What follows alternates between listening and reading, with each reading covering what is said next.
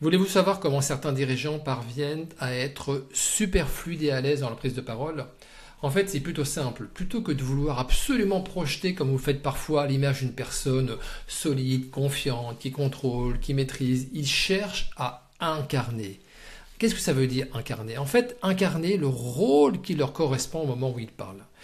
Pour être performant dans vos prises de parole, ne cherchez pas à projeter une image. Cherchez avant tout à être. Oui, à être. Je sais que ce mot comme ça peut vous perturber. Qu'est-ce que ça veut dire, Jérôme, être? En fait, avant d'avoir des résultats, il faut faire les choses. Mais avant de faire, il faut être. C'est dans cet ordre qu'il faut procéder. Être, faire, pour avoir. Je vais prendre un exemple. Si je me dis « je suis nul » dans ma prise de parole, par exemple, eh ben, je vais croire que je ne peux pas y arriver. Du coup, je ne vais pas pouvoir exploiter toutes mes compétences et je n'aurai pas les résultats escomptés. Mais si je me dis, par exemple, voilà, je suis le CEO fondateur de ma boîte, alors je vais activer dans ce cas-là des croyances adaptées, en mode, je suis la bonne personne capable de donner le cap vis-à-vis de mes équipes. Et là, je pourrais dans ce cas-là exploiter 100% de mes compétences, avoir le bon comportement et avoir les résultats attendus, par exemple, motiver mes équipes. Donc, pour vous permettre de vous ancrer dans le costume qui vous convient le mieux, posez-vous ce genre de questions. Qu'est-ce qui est vraiment important pour moi dans ce que dire au moment où je vais m'exprimer? Pourquoi suis-je là? En quoi le fait de prendre la parole va nourrir mes valeurs? En fait, ces questions vont vous permettre d'endosser un costume, d'endosser le costume qui vous convient parfaitement, qui vous convient le mieux en tant que dirigeant. C'est ce que j'appelle un costume sur mesure. Vous allez pouvoir incarner le rôle qui vous convient le mieux en tant que personne. En fait, dans ce cas-là, vous allez créer un alignement parfait entre votre fonction et qui vous êtes. Et conséquence, vous allez vous sentir profondément inspiré et donc forcément inspirant pour vos équipes et pour toutes les personnes qui vont vous écouter. Alors, est-ce qu'on peut faire ce travail seul? Pour vous répondre, en fait, je vais vous raconter mon cas personnel. J'ai traîné, en fait, pendant de nombreuses années ma peur de prendre la parole, mais je ne voulais pas me faire accompagner. J'y voyais pas d'intérêt. Je sais pas, peut-être par ego, par fierté. Je consommais du contenu en ligne, de temps en temps saupoudré par quelques petites formations, d'une ou deux journées payées par ma boîte à l'époque.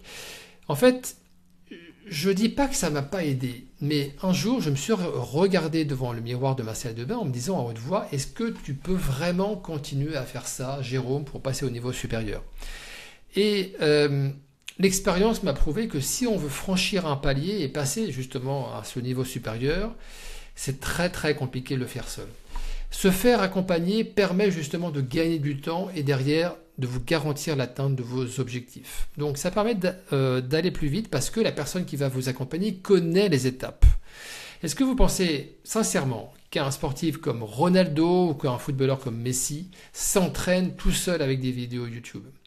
Vous êtes dirigeant, vous êtes manager, vous devez avoir le même mindset qu'un Messi, qu'un Ronaldo, sportif de haut niveau globalement pour pouvoir atteindre vos objectifs dans vos prises de parole. Parce que si je vous pose la question suivante, qu'est-ce qui vous empêche là aujourd'hui de résoudre par vous-même vos blocages? Qu'est-ce que vous répondez? Il y a derrière tout ça une tendance que j'observe souvent et c'est une idée très répandue, c'est le fait que le temps fera les choses. Voilà. Et que pour être bon dans ces prises de parole, il va falloir s'entraîner encore et encore. On se dit que le temps fera son œuvre. En s'entraînant, ça va atténuer ce stress au moment de démarrer. Vous savez, ce fameux stress-là, cette peur qui vous prend la gorge, qui fait que vous avez un coup de chaleur, vous rougissez, vous sentez votre cœur défoncer, votre poitrine, la bouche pâteuse, les idées qui partent en vrac. En fait, pour surmonter tout ça, ça n'est pas qu'une question d'entraînement. Sinon, vous ne seriez pas en train de me regarder dans cette vidéo. Votre problème serait résolu depuis très longtemps. S'entraîner, c'est bien, mais on peut avoir aussi la sensation d'arriver à un plafond de verre et de stagner malgré toutes les mises en situation du quotidien. Et c'est sans doute votre cas. Vous prenez la parole très souvent et pourtant vous avez l'impression de stagner. Pourquoi? Parce que, en fait, vous avez toujours cette même musique qui trotte dans votre tête avant votre codière du mardi à 10h. Est-ce que je vais être à la hauteur? Et si je passe là après Michel, qui s'exprime comme un dieu? Qu'est-ce qui va se passer? Et si je n'arrive pas à faire passer tous mes messages? Et si mon N+2 voit que j'ai peur, qu'est-ce qu'il va penser de moi? Et si tous mes pairs voient que j'ai peur, qu'est-ce qu'ils vont penser de moi? En fait, toutes ces interférences sabotent vos performances. Et les mêmes causes produisant toujours les mêmes effets, Tant que vous aurez ces mêmes pensées, ces mêmes croyances, vous aurez toujours les mêmes résultats à la fin. Alors, comment on fait pour retrouver justement cette clarté, cette certitude, cette confiance lorsque vous prenez la parole dans votre codir, dans vos comex? Eh bien, je vous donne rendez-vous à la prochaine vidéo et là, je vais vous faire gagner, attention, 10 ans dans votre parcours.